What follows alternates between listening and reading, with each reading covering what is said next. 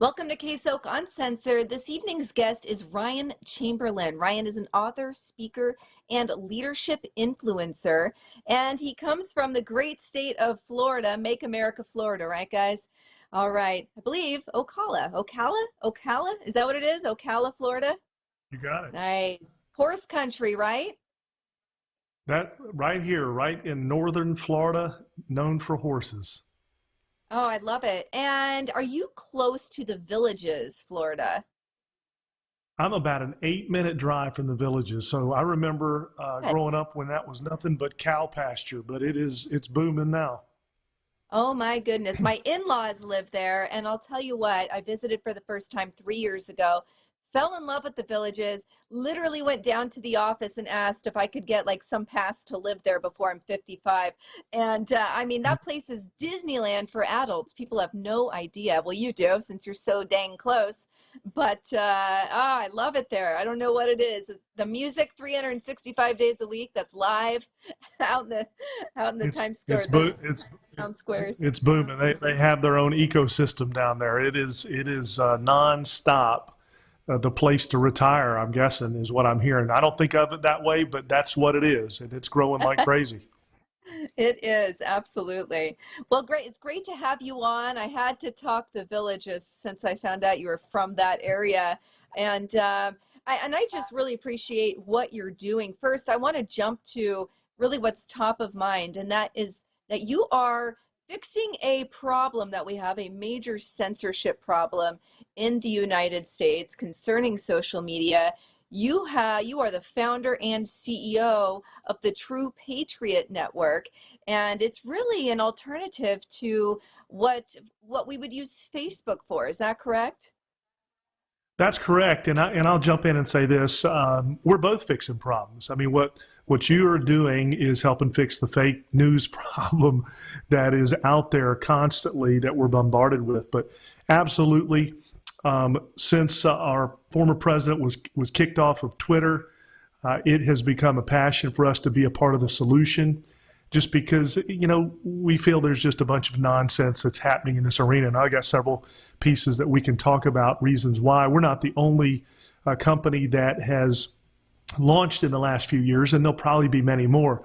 But we do have a specific niche. We have been in development for a year and a half, and we believe it's about to grow very, very fast here in the U.S. So we're excited about it. Oh, absolutely. I am too. Actually, when I heard that you were going to be my guest, I went and researched you, and then I also went and got the application and started a profile. So people can find me there under Kristen Sok, S-O-K.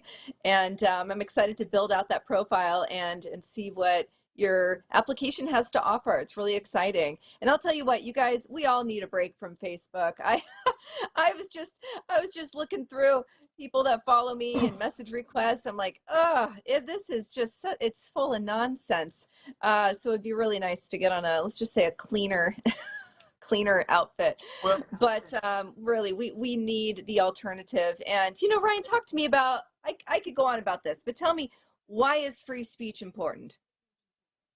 well, let me jump right in and say this. There's an organization called the Media Research Center, and they have something called the Free Speech America Censor Track database. And this database basically tracks the effects of secondhand censorship. And there's a lot more going on than what people realize.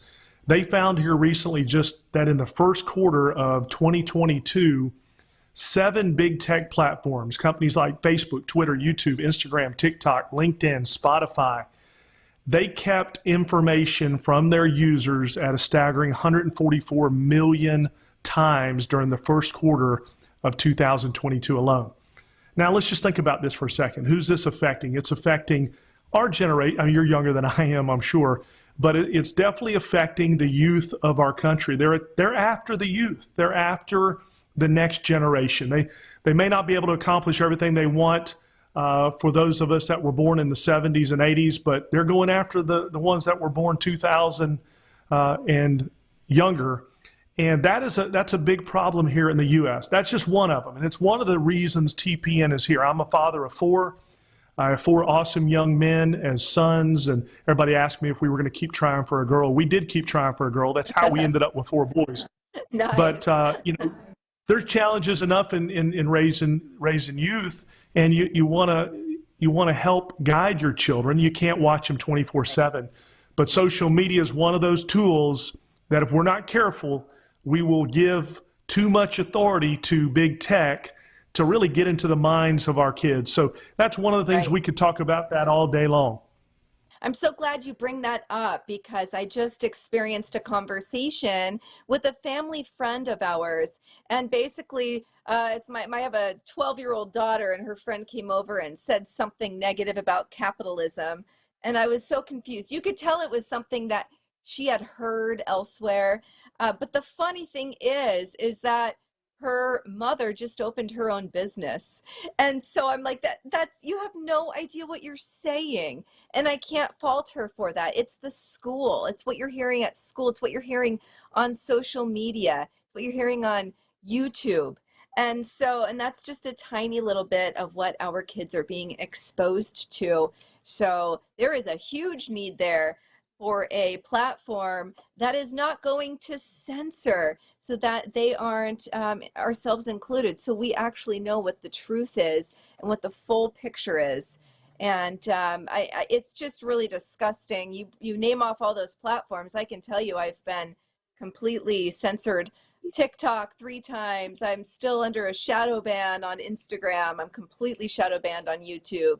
The list goes on, and I don't just drop off all the networks because that's what they want me to do. I can slowly build up on networks like yours while weaning off of the ones that completely censor me. So I think that a lot more should be doing that, right? Well, absolutely. I mean, and I'm not here to really bash other platforms or to try to talk people out of them. I mean, Facebook's done some great things. However, we've got to call it for what it is. We've got to know that these organizations have a value system, and that value system, as far as if you're a patriot American, it's not and a Christian American, it's probably not in alignment as much as you would like to think it is with your values, and that's showing itself more and more. I mean, Twitter, for example, this past week announced they're now going to combat misinformation, as if they haven't been messing with content for the last several years. Right. And their platform's built on misinformation. Most platforms are built on misinformation because the information's coming from people's opinions, and some of those opinions are right, some of them are wrong, but it's their opinions. And as a society, we need to be able to hear those opinions to make a value decision, not just one-sided agenda opinions. I completely agree. Yeah, free speech. We are looking at a skeleton of what it once was, and that needs to be rectified. And again, going back to what I said, you're finding solutions for problems, and I completely applaud you for that. Thank And you. we just need, as patriots, we need to come together and go over to platforms that don't censor us. So that's my message. That's not necessarily Ryan's message, but that's mine. Like, wean off, right? We don't have to go cold turkey, but we need to wean off and start really making sure that we say vote with our dollar.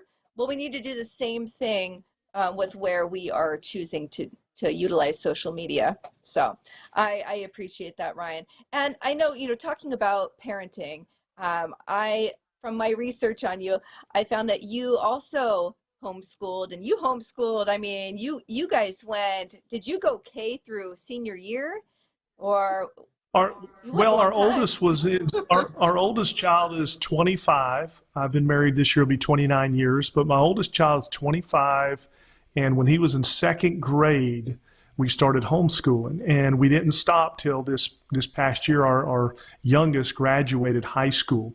Of course, they did most of their schooling here. We also partnered with a local Christian school for sports programs. So there's a lot of creative things you can do. But we really, it worked for us. I'm not suggesting that people are wrong if they choose not to do it, but it did work for us. We believe in it. We know that it was great for our children. And here's the bottom line. For any family, it's great to bring the conversation home to the dinner table, not Yes. just to allow the schools to raise our kids, no matter what situation you're in. If they do go to school, that's great, but the conversation has to come home so that we have the opportunity to instill our values in our children. And we're a believer in homeschool because we know that's a great opportunity to do that for families. But you're right. I want to give huge credit to my wife, because she really monitored and stayed with their academics. I joke around and say I was in charge of field trips, but I was involved in different things as well, and we did get to travel with our children and do some things that were a little bit more flexible than if they had to go to a regimented situation. But they stayed on point. I mean, they're all doing very well in their different ventures that they're out in as young men. And we're very proud of that whole plan that came about. And I think that this is the last thing I'll say about it, and you can ask me any questions, but the last few years have proven that it wasn't such a bad idea to be able to homeschool. I mean, a lot of schools got shut down for a year and a half, so people were forced to do it. And there's a lot of good that has come out of it. I know some people it was disruptive for them, but it's gaining popularity. Oh, it sure is. Now more than ever. As you know, I'm in Portland, Oregon, and conservatives are few and far between.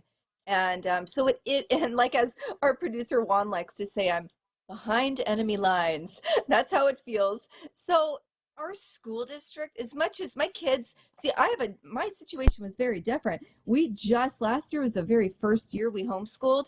And it was what really pushed us over the edge was the mask mandate. I have a son with asthma. They didn't care, right? So it was just one of those things. I was just fed up. But what really reinforced it was when I could really hear what was being taught when they were doing remote learning. And so I was just repulsed. And then I would reach out to the school district and ask, just some basic questions on what we can opt out of, etc. And I actually had the superintendent's assistant tell me informed parents such as yourself should basically something to the effect of would be better off going homeschool or private school. I mean, she literally just told me, yeah, basically you're a pain in the butt. You ask too many questions. You know too much. You should go elsewhere. And that was the nail in the coffin for public school / government school. And honestly, and it's been a huge inconvenience. I'll be completely honest. Neither of us ever thought we would be homeschooling.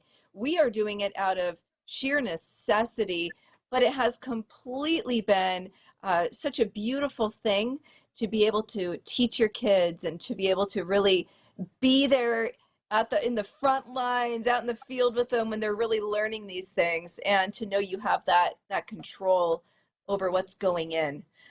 So that I thought that I'll tell was you, really cool. That's awesome. And I will say this, and we kind of can pull it back a little bit to some social media stuff here, because over the last few years, with the mask mandates and parents really feeling frustrated that the way that the school system was being ran, we have found out how important as communities the elections of school board, who we're putting in charge of making these decisions, how it's affecting societies, and really local elections have become more magnified than ever. And some of these school board meetings that are televised are being canceled off of platforms like Facebook and YouTube, because they don't want really the American public to understand the power that the parents really do have. They want the parents to be scared and feel like they're going to get in trouble for speaking their mind. But the truth is, parents, we can do something about it. The system is set up that way. We've just been letting the system run us instead of the people, being able to influence the way that they can. So I'm proud of what I'm seeing. I ran for Congress in 2020. I was in the mix here in Northern Florida. It was a big race, big conventional race. So I really got involved with a lot of local things in my area because of it. And coming out of that congressional race, I didn't make it to D.C., but that's when the doors opened up for me to really spearhead this TPN, the True Patriot Network, and the things we believe in, we're able to continue to grow that with the platform. So um, I I believe in love what we're that. talking about right now. Oh, absolutely. And I saw that you ran, and oh my goodness, that was a jungle primary for sure. That was a tough one. So, but It was, I they're all tough. They're all tough. It's expensive to do. With that yes. that particular one had quite a few candidates because it was an open seat. So, but we learned a lot. We love the experience, and we know what we would do different next time if that next time ever comes. Because Yes. you learn and grow. But yeah, that those experiences change us. Oh, absolutely. I'm a campaign manager right now for a local politician, and we're going through general. So I'm getting more and more well versed with these things, and it's grueling. The whole process is. So, thank you for putting your name in the hat. And you're so right. It's like I'm constantly learning, even just doing the piece that I'm doing. There's so much to it, and it's incredibly competitive. And but just bravo on that, and I love that it opened doors. And I never see something like that as a failure. I see it as, gosh, you just gained so much from it, and you Yeah. you can apply all of that in so many areas of life and career. So I think that's fantastic. And thank you for putting your name in the hat. That's awesome. Um, I want to tie it back to, I had mentioned in the very beginning you're an author, and I believe you've written four, or is it five now, books? The fifth, I collaborated on a recent book we just launched called Think Big, and it was number Yes, 5. that's number five. Talk to us about that. That looks like an interesting one, along with the others as well. Well, we were very excited to participate with it with some very well-known people in the personal development space. That somewhat of my background prior to running for Congress. I was an entrepreneur, built several businesses that catapulted me into authoring books and doing some teaching and speaking across the country. And so that was my background. I put that aside when I ran for Congress, but as now a CEO of TPN, I had the opportunity to tell that TPN story in a book, an entrepreneurship book, but really about how we can take things we're passionate about and make things happen. And I believe that entrepreneurism, the principles of entrepreneurism, are the principles our country was founded on. We're seeing a lot of 87,000 IRS agents. We're hearing this kind of stuff. This is not designed to encourage entrepreneurism, some of the stuff we're seeing in the news. But those of us that are entrepreneurs, we know this country thrives on those principles. And I don't believe you have to own a business necessarily to be entrepreneurial minded. It's really the principles that I like to teach and want to share with people and have applied to my life, want to help other people with. Well, I had the opportunity to share this and Think Big with a few other names like Brian Tracy and some other names that would be common. And we're very fortunate. It has achieved, I think, 18 or more rankings, number one rank category rankings Nice. in Amazon. And although here I am talking to Amazon's big tech, to me it somehow they have a book division that has promoted that book, and so we're very pleased with that, and we're just continuing to do our part in spreading some good out there. Oh, I love that. So I have been in business I've been a banker for the past 20 years in business, and I'm leaving the banking industry very soon here and going off on my own. And so I will be an entrepreneur. And it's interesting, Ryan, because for me, it's been something where I never thought I had the guts to do it. I've always been like, I have my steady income and just climbing the corporate ladder. And what's wild is, as crappy as the last 2.5 years were on so many levels, what it really did for me is it realigned my values and what really mattered in life. And so Mhm. this job that used to really, I felt like it defined me, it no longer really defined me, and I didn't have that fire in my belly anymore. And it was because there were so many other things that I felt passionate about. And so I've been presented with the perfect opportunity to leave this career and go off on my own. And it's scary, but so exciting at the same time. And so I'm It is. sure that, Congratulations. Yeah, well, thank congratulations. you. And I'm sure over the past 25 years, you've ran into others in a similar situation. And I'm just curious to folks out there that are either interested in doing this or are in the middle of it, transitioning, from working for someone to working for yourself. What is your advice? Well, just some basic advice is to plug into a few voices, add a few voices into your life that will encourage you in the areas that you really feel you want to pursue. I think so many times we feel like we're alone. We got to go through this by ourselves. But there's some great people that you can plug into for entrepreneurial coaching, advice, leadership, development, and pursuing those things really will help with your attitude. A lot of business is an attitude driven thing, and we got to grow the way that we think. It doesn't mean that we were thinking bad, but if we want different results, we may have to think a little bit different. We may have to think big. That's the title of the book. So I certainly would love to offer value to anyone in a way that I could. You can go to ryanchamberlin.com. And I give away a copy of the new book for free, a digital copy, and my audio chapter I recorded. You can get that for free. And I'm communicating different things that I'm learning in the business world. Although I am a CEO right now, and I certainly promote TPN, I also promote business principles in general. And people ask me, let me end my part on this, and we can certainly continue. What was the biggest thing I learned running for Congress? Well, one of those things was, out of the hundreds of conversations I had, I learned without a doubt that I'm what I now call a constitutional entrepreneur, meaning I'm someone that embraces the Constitution. I believe in entrepreneurial principles, and I now understand there's a clear distinction between those that we elect that have entrepreneurial mindsets and those that don't.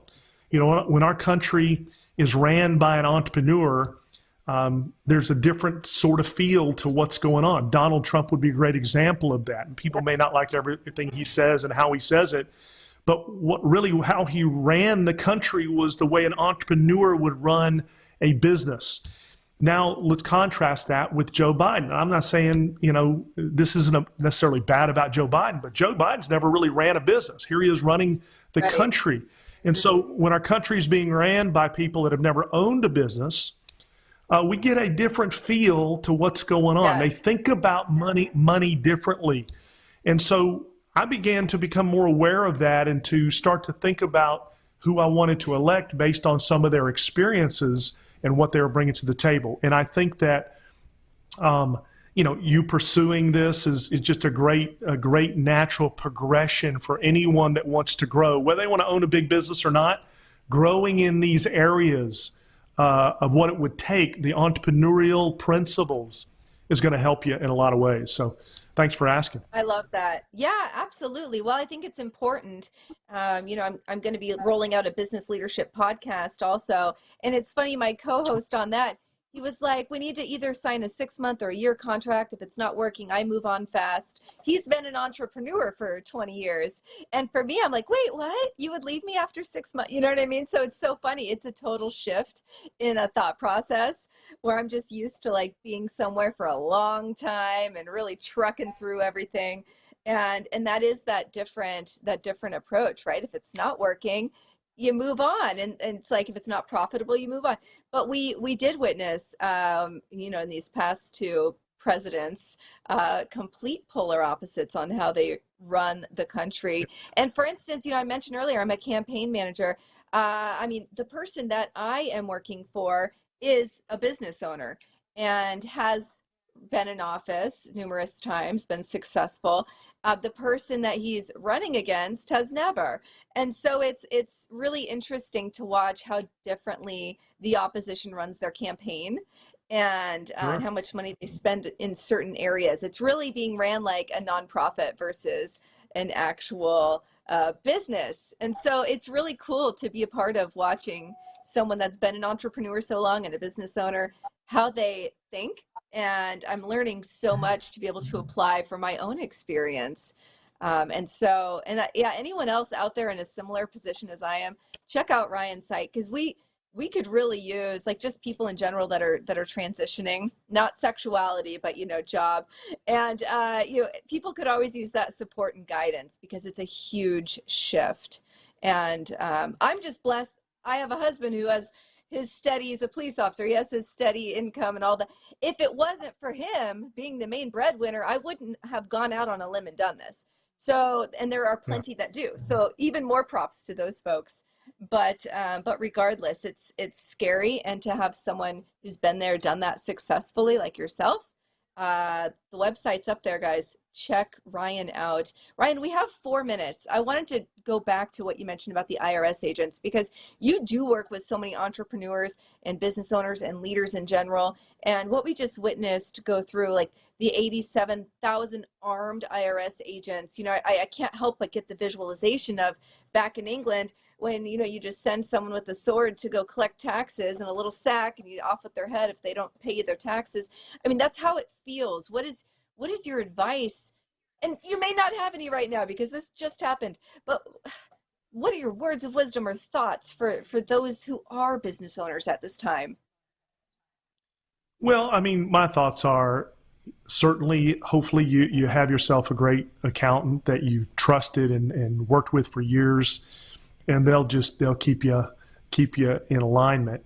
Um, the idea of 87,000 new IRS agents, I am scratching my head. Don't, it's hard to figure out what to say about that. It Yeah, certainly will probably be a talking point for the next election cycle, because I sure hope unfortunately for the IRS agents, I'm certainly hoping the next president that we elect will agree to fire those 87,000, and let's go protect our schools with the 87,000 people, or something like that. Let's not hire right. them for the problems that really we're not having. So it's a fear tactic, in my opinion. But entrepreneurs, there's nothing to be overly fearful from it. You may get audited whether you own a big business, small business, medium. With that many IRS agents, it kind of doesn't matter what you're doing. You have a chance of getting audited. So don't let that hold you back from pursuing your goals and dreams. I will say this too on entrepreneurship. Sometimes people think that word's a big word. You got to own a big business. Think about entrepreneurship this way if you're new to it. If you continued with your full-time career and started a business on the side that generated you a few $1,000s a month, how fast you could become debt free with a few $1,000s a month extra, how fast you could, you know, create a different lifestyle, take better vacations. So entrepreneurship isn't all about owning huge, massive hotels and businesses. It can be on a different scale for you. You can kind of control it and cater it to your goals and needs. So that's why I constantly encourage that. A lot more freedom. We know the tax code in the U.S. benefits entrepreneurs because they're the risk takers. Although you mentioned your husband's a police officer in Portland, that's a risk-taking job as well, even though that's not an entrepreneurial position. Right. So there's a lot of risk-taking jobs out there. But I would just encourage you to not let that hold you back. I believe we'll get it handled on the political side of things, but it's kind of hard to talk about it right now because it's just such an absurd thing It is. from an entrepreneurial standpoint that's happened. It truly is. Well, I appreciate that. I think that's really important. As you were speaking on your thoughts on the matter, I started thinking about censorship, and really that they want us to stop speaking out. That's why they censor us. And, small business is a threat to really what the government wants to achieve, which is everyone being dependent on them, right? So that entrepreneurial spirit that we were founded on, they want to suppress that. And so I really appreciate that your encouragement along the lines is keep doing it. Don't let that scare you away. And I really appreciate that, because of course, it's so shocking what we're witnessing right now. And it's easy to get down, but don't let them win. We have to stay on track and keep creating and building our little empires. And I agree. I have so many friends that they do like hashtag boss babe, where they have their own little small business. and on the side. And that, just even if it's small like that, it's so empowering to be able to generate your own money. So excellent interview. I really appreciate you coming on this evening and really just talking about everything. Can you tell everyone where they can find you? Well, RyanChamberlin.com is a great way to connect. You also can go to the App Store, download the TPN app. Another way to do it, which is easy for a lot of people, is go to gettpn.net. Gettpn.net. It'll take you straight to the App Store. But yeah, come visit us there. We encourage you to download the app. Help spread the word. There's an invite button right inside of the app. And it's a new platform, but things like live streaming and how we aggregate news and how we allow people to share things is there, and we'd appreciate the support. So go find us on TPN. Absolutely. Thank you so much. And it was an absolute pleasure having you on this evening, and we will connect in the future, I'm sure of it. And I want to thank everyone for tuning in this evening to KSOK Uncensored. Don't forget that we are aligned with Mike Lindell and My Pillow, and our code has not changed. It's still RAM. RAM. Go check it out. All right, you guys. Thank you so much, and we'll see you next Thursday on KSOK Uncensored.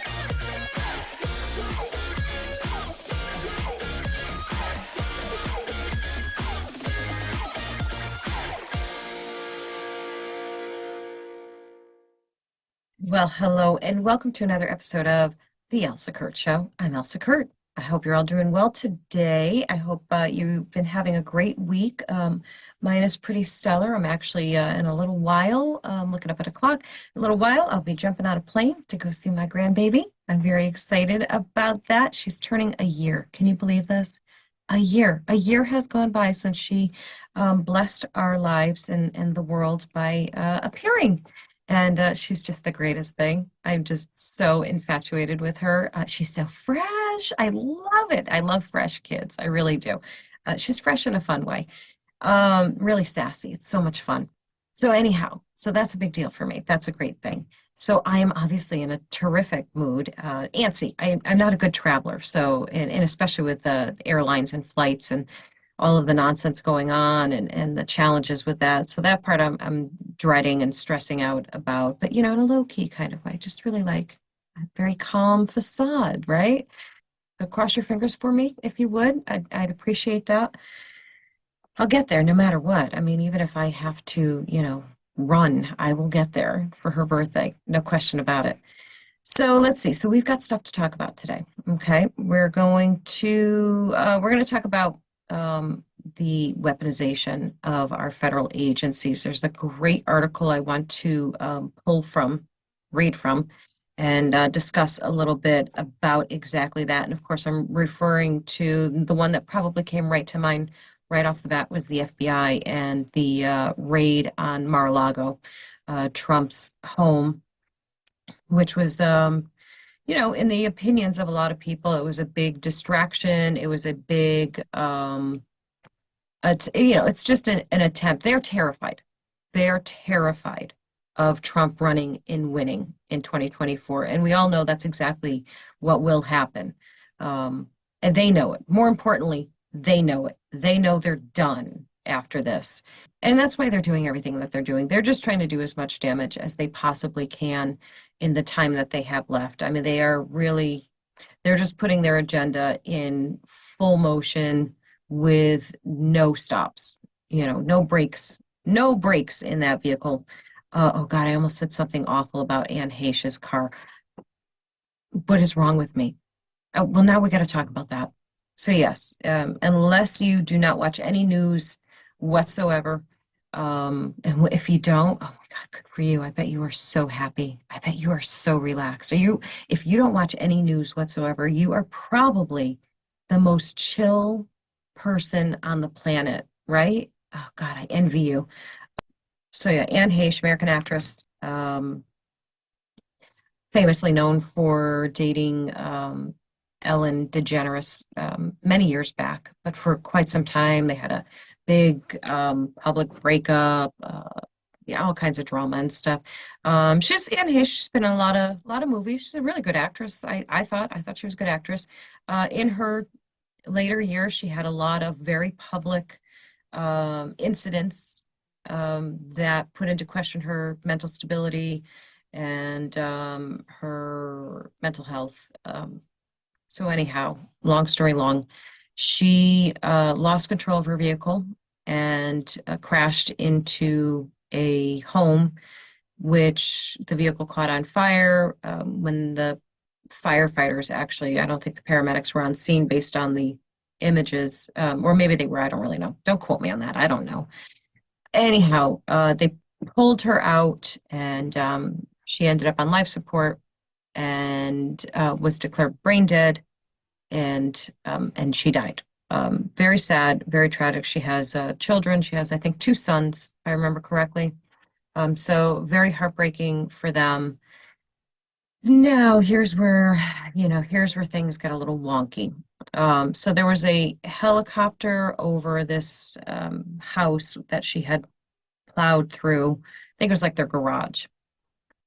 The helicopter cameras tracked the movement of the firefighters moving the gurney with Anne Heche on it, who was in a white, not sealed, or zipped, I guess, wrapped.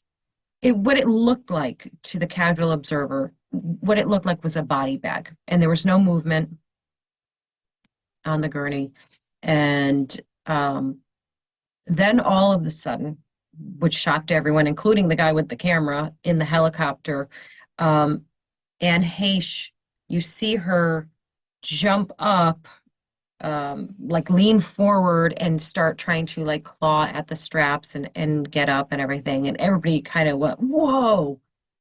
Here's that. Here's that footage. Don't watch if you're sensitive. It's nothing graphic, but here you go. The activity that we were looking for, that anxious or that quick moving that was going on the other side of the vehicle. Oh my gosh, he's completely alive. So yeah, that's a shocking, upsetting, disturbing, all of the things. Um, Also technically like easily explainable what happened, which people did explain, kind of right away. That's a shock reaction, it's adrenaline, fight or flight response, all of the things that they said. So now here's where things go off the rails a little bit, a lot. So if you go on TikTok, yes, of course I'm talking about TikTok. It's what I do, people. If you happen to go on TikTok, I'm sure it's the other places too, but this is where I see these things. That place, TikTok, is the place. If you want to go down rabbit holes, just go there. Just go there. You will go to all kinds of crazy, crazy places that will make your brain itch. So anyhow, so the latest thing going on around that topic, Anne Heche's death, is that it was not an accident and that she was, offed basically because of her involvement. So here's where some things get kind of muddled. And I will tell you what I think. I'll tell you what I think. But here's what they're saying. So they're saying everything was suspicious about the incident, the way that the car lost control, or that it seemed like the brakes were cut, that she had no brakes, that she was like minutes before this happened, she was buying a red wig. And there were a few other things I'm drawing blanks on, but these are the highlights or lowlights. So all those things they felt were questionable. And the way that she went through the house, how they took her out, they're saying that it's like unheard of. And they is like a whole bunch of people on the internet. That's who they is, just so you know. They said that, that the firefighters were taking her from the residence to the ambulance was like unheard of. They took issue with the seemingly body bag that she was in and then jumped out of like, something out of a zombie movie. They're disputing she was burned severely because of when you see that video, all you see is her backside. And from what we can see, there appears to be no burns on that part of her body, what we can see. So the reason why they are claiming these things, that it's suspicious, that it's foul play, is because of her involvement in a film or documentary or something along those lines. Oh, they're saying documentary, actually. I want to be specific here. They're saying because of her involvement in a child trafficking documentary, like exposing people, that's why she was, So now, of course, when you go down the rabbit hole, okay, you do have to, like, if you're going to go down the rabbit hole, and if you want to keep yourself somewhat sane or impartial or something, what you want to do is you got to watch both sides. You got to see like both sides of the argument, because that's the only way you can stay sane. Because if you only go down the rabbit hole, I don't know you're going to start wearing a tinfoil hat.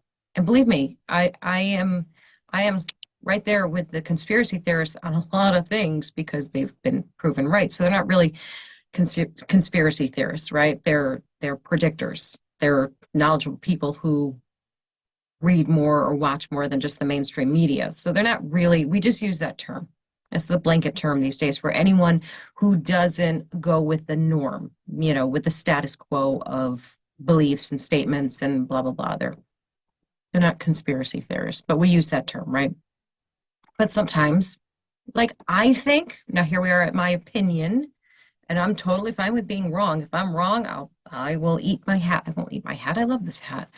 So the counter argument to that is, and they're very logical counter arguments to the conspiracy theorist theories. One, not a body bag. It was probably like a burn bag. I know that's probably not the right term. I know.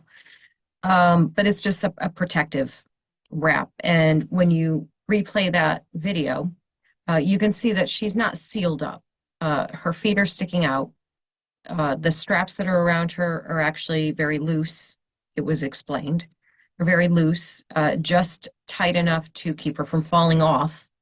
And what she did was not surprising or uncommon at all for somebody who's probably in severe shock.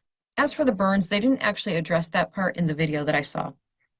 But to me, logic says that was the backside of her body. And I hate to get so graphic about something tragic, but the backside of her, it does make sense. If she's against her back is on the backrest of her seat and the flames are coming at her this way,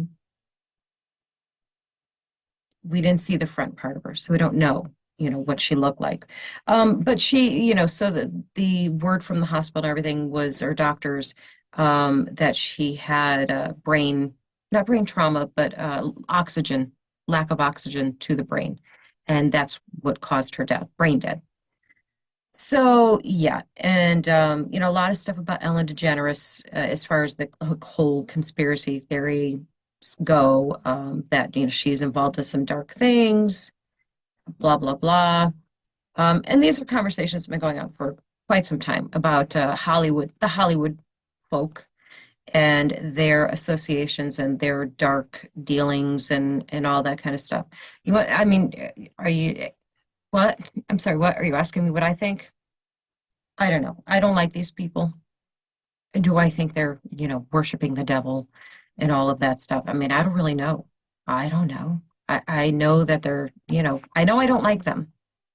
I'm not a fan of the Hollywood crowd. As much as I'm interested in stepping into a lane of doing a little acting and stuff like that, that does not interest me. So once again, I make my appeal to the Daily Wire and Jeremy Boring and Ben Shapiro and Michael Knowles. I'm asking you guys, please start a streaming service for sitcoms, like create some sitcoms. Oh, hi, I just happen to be available to star in a sitcom. I already have it all planned out, guys. This is my, appeal. You saw my other one. Did you guys see my other one? Okay. Here's the one. I'm not even kidding you. I actually made a video and I put it on. I don't care. I got no shame, guys. I I put it on Twitter and probably Instagram too, I'm guessing. Probably TikTok as well. I make so many videos, I forget what the hell I make. Anyhow, here it is. Oh, hi. You're probably not wondering who I am, but I'm going to tell you anyway. My name is Elsa Kurt, and I thought I'd try and capitalize on my 15 minutes of fame. What's my 15 minutes of fame all about? Okay, I'll show you. Anyhow, we're a Daily Wire family, and this is the brand razors my husband uses. Anyhow, I am a conservative podcast host, actor, TikTok actor. I don't know if that actually counts, but let's go with it, okay? I know you guys are super busy with your shows and your films and all of the exciting things that are going on over at the Daily Wire right now, but I was hoping you'd maybe consider adding, a sitcom to your list. And I just happen to know somebody who would love to star in one, and who also writes and acts, and has a pretty good idea of what she wants to do. So, what do you think? You know the old saying, if you want something done, ask a busy person. So, I figured I'd ask you. I'm just a woman standing in front of her camera, asking a man to create a show for her. I don't think that's unrealistic. I mean, guys, listen, I love Pure Flix. I love all of those I love all of the conservative-based things. So that's my lane. That's my lane, guys. If anybody's asking, I get so intense when I'm talking to you guys. I keep going closer and closer to the camera. I can't stop it. Somebody needs to just put their finger on my forehead so I stay back. Sorry. Nobody needs to be that close. So anyhow, yeah, that's what I'm thinking. I don't know how I just got from Anne Heche, conspiracy theories to my own sitcom, but that's how I roll, guys. So anyhow, we talked a little bit about the FBI raid. We talked a little bit about Anne Heche, which was a unplanned, I'm smacking my microphone thing. It was an unplanned segue. I don't even know if that was a segue. I just jumped into it. What else do I want to talk to you about? I said we were going to talk about this whole weaponization of our federal agencies. And because I'm not smart enough to really explain that stuff well, I am going to share with you an article I was reading from the Daily Wire. And I'm not going to read the whole thing, don't worry. But I want to tell you it's from the Daily Wire. And the author of this is Cody Wisniewski. Cody, I apologize if I destroyed your last name there. But he wrote this really great opinion article called Weaponizing Federal Agencies and the Danger of Unchecked Government. So I want to give you some of the highlights here. And the reason that I'm, of course, sharing is because I fully agree, and I'm curious if you agree as well. So I would love to hear from you. So he starts off talking about that everyone in the United States and most of the Western world has heard about the Federal Bureau of Investigation's, FBI, raid on the former President Trump's personal residence, Mar-a-Lago in Palm Beach, Florida. So mainstream media, of course, has taken this as the opportunity to shout their rhetoric. Unchecked, and he goes on to say, I kind of just skipped a little, he says, but unchecked federal agencies, and not just the FBI, are being weaponized against the American people.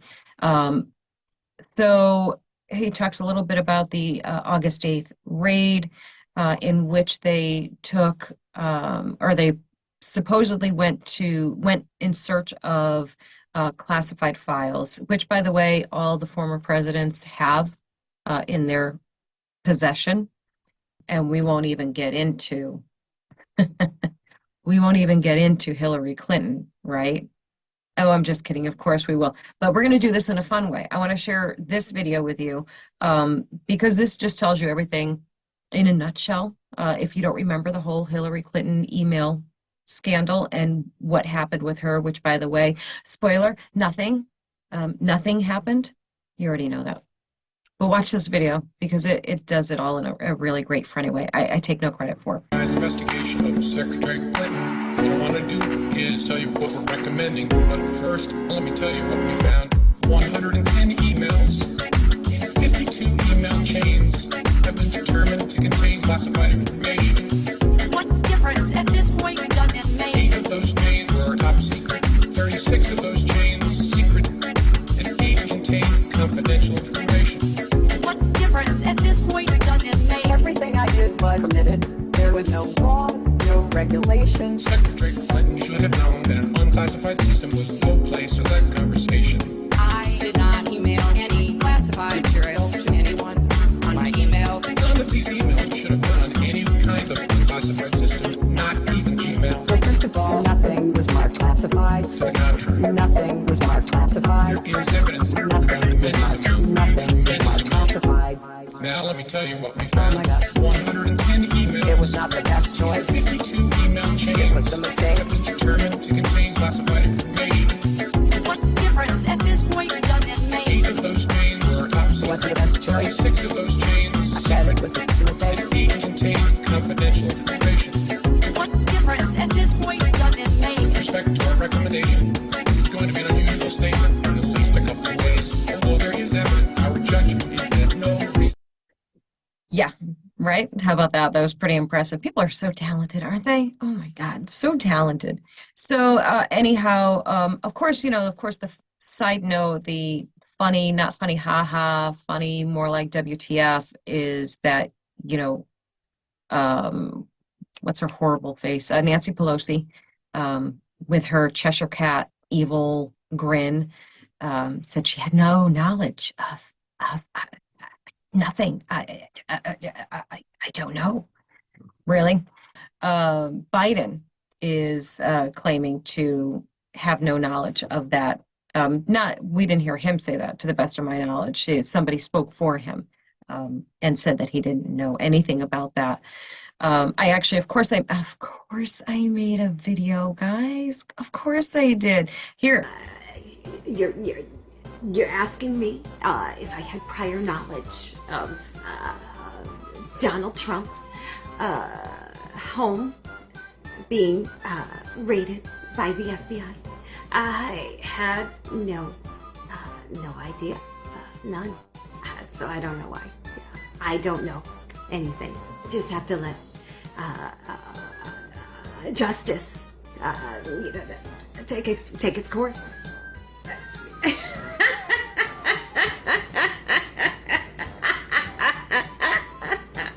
No. You guys, I didn't even know that this was even happening. And I am as surprised as you are, okay? And seriously, why didn't anyone tell me? Okay? That's what I want to know. And all I can say is that I think this is a step in the right direction. Yeah, hi. Yeah, no, you know what? Joe and I, we had no idea that this was transpiring. I will let Joe speak for himself. Joe, come on over here. Joe, yeah, did you hear him? Joe said he has no idea. Sorry. Yeah. Okay, great. Okay, so back to the article. Back to the article. So Cody goes into a little bit more about the FBI and why he's saying that it's been weaponized. If beyond the Mar-a-Lago raid, he talks about how Merrick Garland ordered the FBI to investigate parents at school board meetings across the country because they were being labeled as a threat for trying to protect their children. He also points out when the FBI seemingly, I'm quoting, direct quoting, seemingly repeatedly lied to the ever secretive surveillance court in order to illegally conduct electronic surveillance. And he goes on to say Waco, Ruby Ridge, but you can't talk about those incidents without the FBI now labeling you as potential militia violent extremist. Yes, you did see their list of extremists, of domestic terror threats, which are basically, you know, average regular Americans. It's mind-blowing. Oh, let's see. So, of course, now we have the IRS. And going back to the article here, the IRS, as you know, just added 87,000 additional IRS agents who are also to be armed IRS agents. And part of their job description, is that they must be willing to carry a firearm and be willing to use deadly force if necessary. The IRS, tax collectors, may use deadly force on you, average American. Please tell me that that's not weaponized. And I have some swampland to sell you. So, and by the way, and this is in the article, I'm going to read this exactly. This is the same IRS, mind you, that admitted to targeting conservative organizations using heightened scrutiny and inordinate delay. They admitted to doing this. Hello, corruption. Oh, and while the IRS says that it will absolutely not, that's in quotes, target small businesses or middle-income Americans, it's pretty telling that the IRS feels it necessary to even say as much. Yes, I agree completely. Then let's go, he talks about the CDC, Center for Disease Control. Do I need to say more? Anyone who would actually take the time to watch one of my shows is already all over this.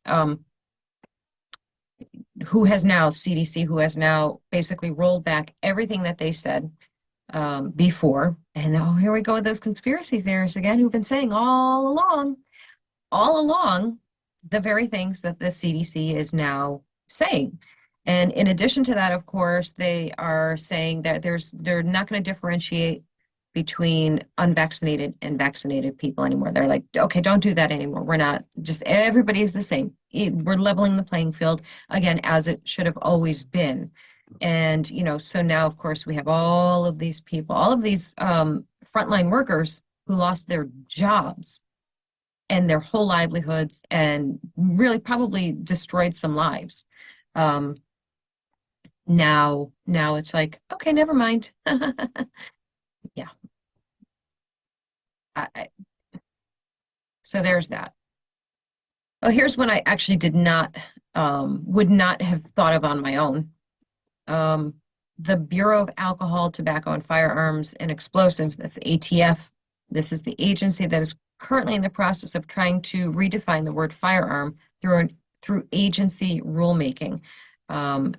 He goes on to say, this isn't Congress passing a new law. This is a federal agency changing its interpretation of federal law in order to expand its power. That's a big deal. I mean, clearly that's a big deal. I'm curious if you knew about all of these things. You probably did, because you are probably smarter and more in tune with things than I am. But some of these things really kind of came as this one. After the fact, I realized, oh yeah, that's right. I did kind of know that, but I think this is and this is why this is so important. There's so many things going on everywhere all the time. We're bombarded with all of these things. A lot of stuff gets filtered out because there's just only so much you can retain. There's only so much you can think about at a given time. And so I think things like this are really important to just kind of give like these bullet points, like, you know, just FYI, we're getting distracted by this shiny object and this shiny object. But while they're distracting us with these shiny objects, these are the things that they're doing. This is what they're doing right now while they're distracting us with other things. Yeah, it's crazy. So he goes on to explain why the Mar-a-Lago raid was hugely problematic. Even if it were justified, the agency's handling of the scenarios exposes the severe lack of trust federal agencies have rightfully earned for themselves over the past half century or more.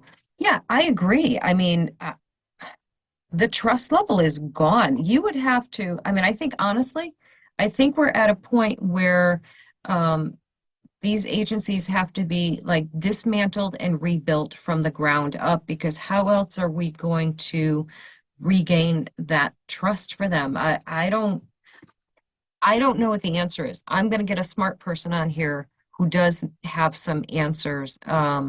And I do have somebody in mind. We're gonna get somebody on the show to have a conversation about this exact topic, because I'm really curious and I don't have any answers for it. And I would like to know what a professional thinks on this topic. So stay tuned for that. We're gonna do that. I'm gonna get my producer on that and find me a person. I think I do know who I want though. So anyhow, so that's what's going on with all that stuff.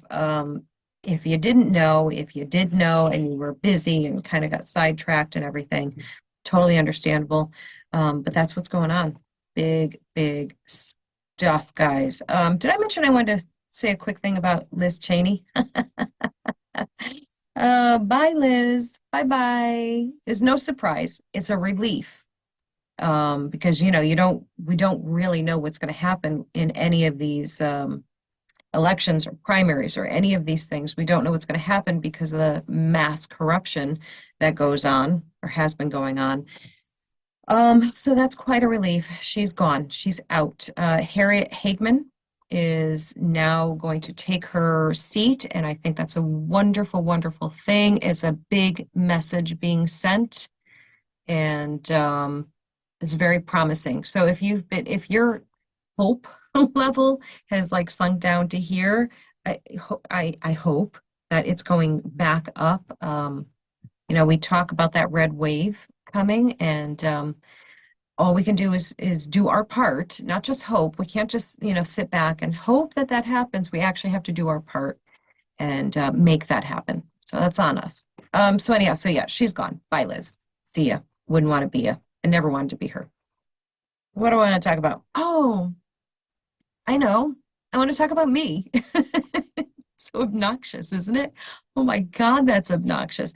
But I do anyhow. So I'm going to talk about myself. Gee, I was all excited, for a second I was all excited about doing that. Now I feel really awkward about it. No, I'm good. I'm good. We're good. So I want to tell you about a few things that are going on. I think I mentioned to you a little while back, definitely not in the last episode, but a little while back, I mentioned to you that I was doing a little acting, la-di-da, besides my TikTok acting. I mean, it's totally different worlds, right? So different. TikTok acting, so I will explain. TikTok acting is basically, most of the time, for most creators like myself, it's just you and your camera, and you have all this power and control over your content. Like I'll record a video. Here's my phone. Here's my pretend phone. I record a video, blah, blah, blah, blah. It's actually on a stand, really, but so we're just pretending. My hand is a stand. Da, da, da, da, da, da, da. Sometimes I'll script them. Sometimes it's off the cuff. It's all over the board. It's all over the place. But anyhow, when you're acting for TikTok, right, wrong air quotes, when you're acting for TikTok, there we go. It's just so different. There is overacting that goes on because you're being exaggerated, like everything is kind of exaggerated, which of course is entirely different than real acting. Anyhow, so I auditioned for a short film series. It's a web series. It's called the Sadie McAllister Files, and it is. The producers are lovely, wonderful acquaintances of mine that I know through the authorship world, book writing stuff. We've been to conventions together and, all that kind of stuff. And great community, by the way. Author community is really cool. So anyhow, I haven't seen them in a long time. They're in New Hampshire. Yes. And I'm in Connecticut. So, not crazy far, but we're not near each other either. So anyhow, They're a production company. It's two women. It's called Book Sisters Productions. They are on YouTube. Please go find them and follow them. Book Sisters Productions. If you see Sadie McAllister Files, then you know you found the right place. Give them a follow because they are wonderful, wonderful women. Very, very insanely talented. So they created and wrote and are producing this short film series, The Sadie McAllister Files. And I auditioned for the role of Sadie McAllister's mother, Michelle. So that's my character. I got it. I got the part.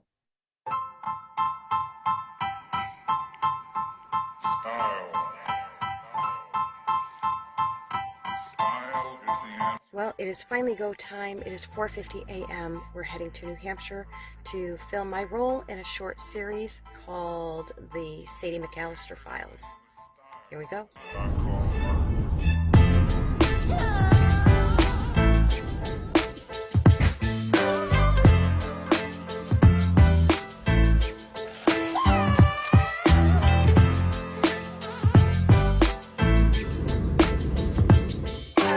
The funny thing for me, like the funny realizations for me was that, oh my God, I am such a control freak in that I'm so used to controlling what you, the viewers, see of me. You know, I control the angles so you don't get my double chin. I mean, it is what it is, but you know, I do that. I make sure that my angles are good for me, that my lighting is just right for me. And call it vanity, call it whatever you want. I'm totally fine with that because that's accurate. And then when the camera is in someone else's hands, you obviously you have no control. And you know, people see you differently than how you see yourself, right? So it was a little bit hard for me to get out of my own head and like not think things like, does she have my good side? Does she have my good side? Is she, you know, does she know, like, you know, give me a heads up if you're seeing too much of this going on, or, you know, and I was very professional. I was very professional. I didn't do any of those diva things. Like I didn't say, let me see that before you, you know, I didn't do any of that. I swear I'm not difficult to work with. And they will confirm that. I am 100% a team player, all of that kind of stuff. But I'm just saying that was the challenging part for me, to relinquish control. That was crazy.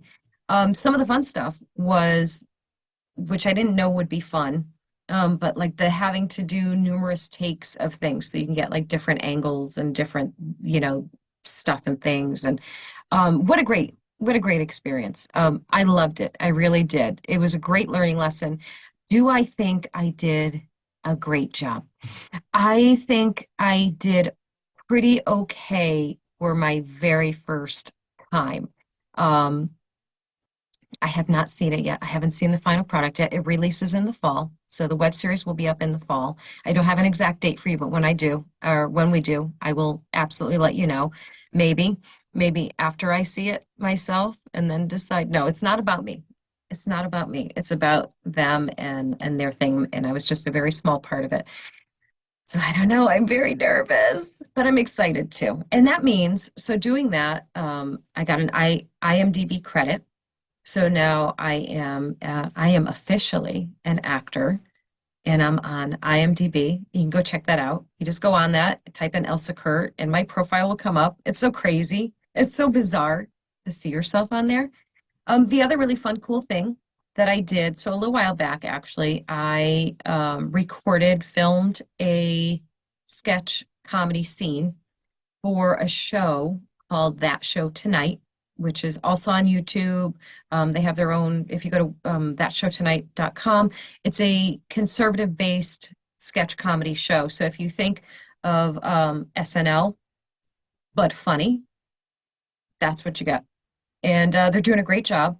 They're like grassroots, so they are, you know, working on getting funding, getting sponsors, and all that great stuff. And they're doing such a great job.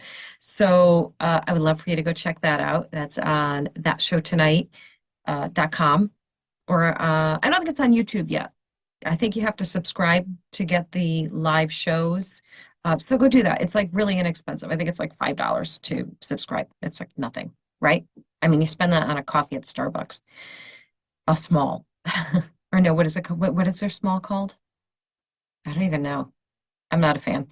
Um, so anyhow, so I've got that going on. I gotta look at my notes, see what else I have going on. So I did that. That was super fun. So I have two of those types of things under my belt. I'm really excited. Here's a funny one that just happened the other day. Oh, well, you know what's easier? Guess what? The video will explain. Here it is. So a couple of days ago, my husband says to me, "Babe, because this is the way he looks at his phone. Babe, what's an influencer?" And me, because I hate explaining things for some obnoxious reason. "What do you mean you don't know what an influencer is?" "Of course, you know what an influencer is. It's like, it's like a social media person who people follow and stuff like that." "Wow. Well, why are they always showing up on my Amazon? I see them on Amazon." We spend a lot of time on Amazon.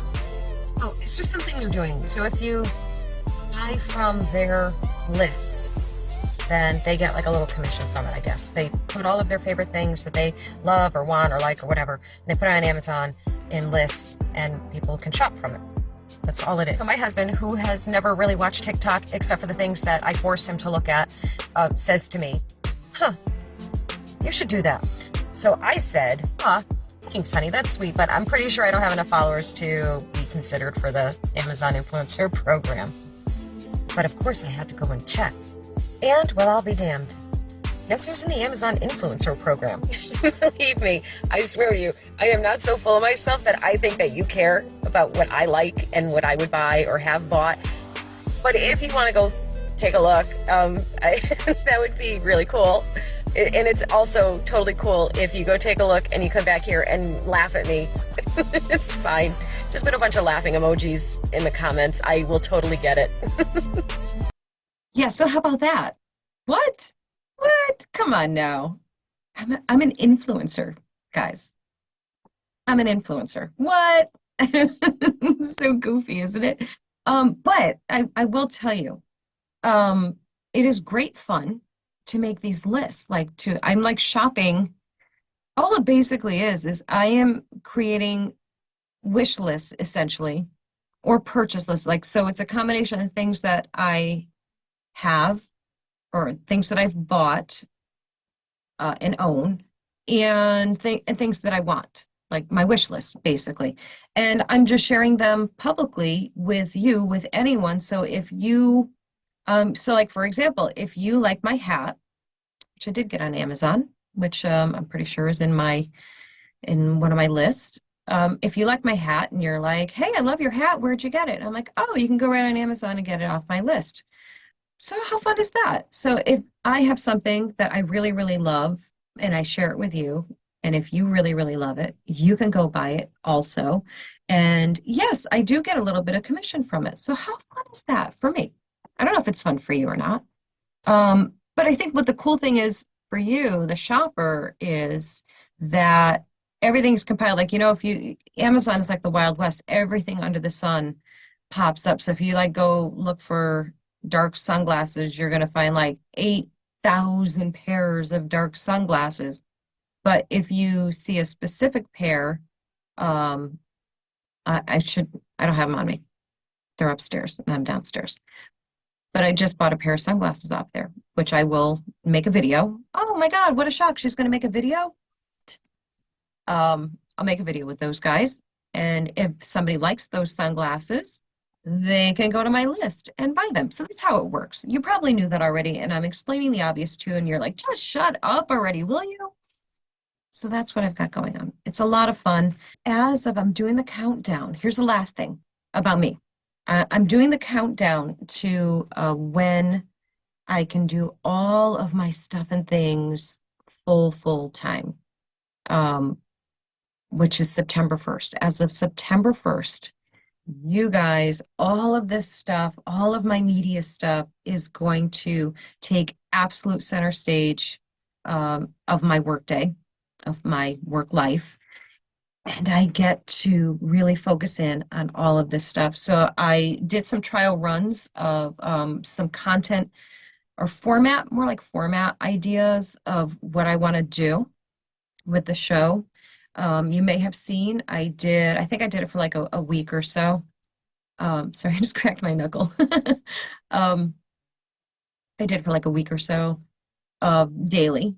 I worked on daily episodes to see how that felt. And I do apologize for the randomness, the not even flow of how things are going here. We're going to get that straightened out, I promise. And you've been so gracious to bear with me. But I'm thinking more of like a 3-day a week show. I'm undecided if it's going to be morning or evening. I just don't know. I really can't decide. Maybe you can help me. Why didn't I think of I have the worst time asking for help. And it's always like an afterthought for me to ask for help. Duh. Can you help me, please? Do you think I should do mornings or evenings? There's always going to be the Thursday night show. The Thursday night show is probably going to be more like the interview show where I have a guest on and we talk about stuff. But the daily one or the 3 days a week one is just going to be chit-chatting. It's just going to be talking about stuff and things that are going on. And maybe that sounds terrible to you. Like, oh my God, I can't sit and listen to you go on for a half hour, 3 days a week. Don't do that to me. Please. I'm doing it anyway, guys. I just need to know, like, if you're actually interested in that contact. Like, don't jump in the comments and be like, yeah, I'll do it. We don't even want to hear from you. No, we're not mean people. We're nice people. We're kind. Okay? So come in and jump in and say kind comments and give me some thoughts. Tell me what you think. Do you want to see a weekly or daily show? Do you want to see or listen, because it's both. It's audio and video. 3 days a week. I think 5 days a week is really pushing it, guys. I got a lot of stuff. I have a lot of projects and things. So I just don't know if I can actually do that. Like physically, literally do that and fit everything else in the day. Because I don't have the greatest organizational skills. And if you'd like to be my personal assistant, I can't pay you. But maybe you're an intern or you want to be an intern and you can use this as a foot in the door for the next bigger job. Just a thought. So yeah, so I'd love to hear from you. Give me some thoughts. Give me some feedback here. I did get some feedback the other day from somebody on YouTube left a comment. He was not fond of my propensity for swearing. He was dismayed by that. He was not being a jerk. I will say he wasn't being rude. He wasn't being rude. He, in his phrasing, was just trying to understand why I felt the need to use profanity in my shorts. You know, that is right, YouTube shorts. They're just like, they're trying to do their take of like TikTok, which Instagram did their take on TikTok, which is their reels. And now YouTube has shorts. So everybody's trying to steal some of TikTok's thunder. So he said, paraphrasing, I noticed your propensity for using profanity in your shorts, and I haven't watched your whole episode here, but I'm just wondering why you feel the need to do that, blah, blah, blah. So I sat on that for like a day. I didn't respond for a day because every response that I had initially was not nice. So I ended up kind of being nice and kind of being bitchy. It was like the fine line in between. And what I told him was essentially, I'm not really sure what kind of response you're looking for here, because surely you don't expect that a grown woman of a certain age, who's self-confident, feels the need to answer to anyone, particularly a complete stranger. Which obviously is my standpoint here, which I don't owe an explanation. This is my show. Those are my videos. It's my content. I create it. I like 90% of the time, 85% of the time, I produce it. I do all of the things. It makes it mine. So I get to do whatever the hell I want. And I love to swear. I am a person who swears, period. If you don't like swearing, my show's probably not for you. This particular show, I maybe will drop, a couple small ones here and there. And that's because I love my platform, which is Right America Media. I love them very, very much, and the swearing is not a big. It's kind of like a no, thank you, please. They don't say that I can't, but I respect them and I like them a lot, and so I tone it down for them. But on my own stuff that is just solely mine, I'm saying whatever the hell I want. And by the way, my family over at RAM would be fine with it. Probably like twitching. Yeah, no, it's fine. You can do what you want. It's all good. But like I said, that's just a respect thing that I have for them over there, and they've been so wonderful to me. So I like to reciprocate, obviously.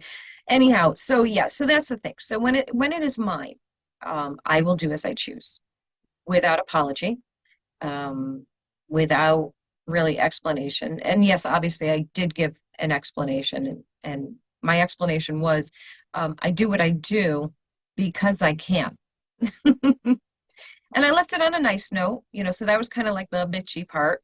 But I left it on a nice note. I said, I certainly hope that you would continue to follow and enjoy my content, but I respect if it's not your cup of tea, so that's fine. And that was it. And he did respond. It gave a very simple response. And I think he just said something like, as you wish. And that was that. So I take that as you wish. I shall no longer watch. And that's fine. That is a personal choice that he's entitled to. And it was fine that he questioned my choice. Like, you can ask questions, but you just can't expect that you'll get the answer that you want. You'll get an answer, potentially, but it's going to be my answer. Yeah, so that's that. So that was that. I'm not really one to shy away from a little conflict if I must have one. I don't look for I don't look for trouble, guys. I don't look for trouble. But if it comes to me, fine. I will deal with it. All right, so here's what I want to leave you with. Here's the last thing we are going to talk about today. One of my favorite things to do is leave things on a great positive note, and I always love to talk a little bit about something that one of our fabulous first responders has done in the world. So here's a cute little story, not cute, but a sweet story about some deputies in Florida who saved a man seconds before a fishing boat burst into flames. This was in policeone.com if you'd like to go read it for yourself. So let's see, in Port Salerno, Florida, that's where that happened. Author of this article is Amanda Spence. I like to give credit where credit is due. Two deputies are speaking out again about their rescue of an unconscious man seconds before the fishing boat burst into flames over the weekend. Deputies Buddy Sprott and Daniel Hill spotted the boat named Fish Story while they were training in the area. According to Hill, the fire was becoming larger and getting extremely hot. The officers raced into action, climbing onto the boat, but they found that the hatch at the bow was locked. Sprout told WPTV that he was able to break a window at the side of the boat and talk to the male inside. The only thing that he was able to say was, "I need help." The deputies managed to reach the man and pull him out just in time. The only thing going through my head at this point is, we need to get this guy out, just somehow make it happen, Hill explained. Witness video shows the boat on fire, and the flames were so intense that part of the Martin County Sheriff's Office marine vessel melted. Oh my God. He said, Hill continued, it was pretty obvious if we don't pull him out, there's only one way how that ends. The boat owner remains hospitalized, but is expected to be okay. An investigation into the cause of the fire remains ongoing. And so, yeah, wow, that's scary stuff right there. It really is. So that is what we're closing out today's show with, your positive, uplifting story, which is our hero, first responders. We will see you guys in the next episode. Take care.